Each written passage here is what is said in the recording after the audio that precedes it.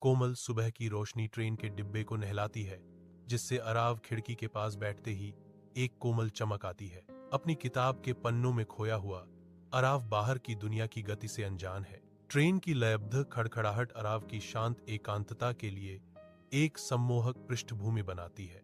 सूर्य की रोशनी हवा में नाचते धूल के कणों को पकड़ती है, जो पल की शांति को उजागर करती है। अरव की भौहें थोड़ी सिकुड़ जाती हैं, क्योंकि वह कहानी में गहराई से उतरता है। उसका दिमाग यात्रा से बहुत दूर है। अगली स्टेशन पर पहुंचते ही ट्रेन के डिब्बे में धूप की किरणें आती हैं। सिया बोर्ड करती है। एक शांत मुस्कान उसके चेहरे पर चमकती है। जैसे ही वह ट्रेन पर चढ़ती है, ट्रेन का डिब्बा भीड़-भाड़ वाला है। हर सीट एक यात्री द्वारा भरी गई है। सिया रुकती है। उसकी निगाहें शांत संकल्प के साथ भरी हुई डिब्बे पर घूमती हैं। वह खुद को सीधे आरव के सामने पाती है।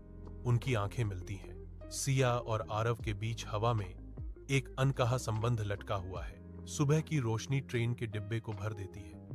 जैसे ही आरव ऊपर देखता है, उसकी आंखें थोड़ी फैल जाती हैं। सिया वहां खड़ी है।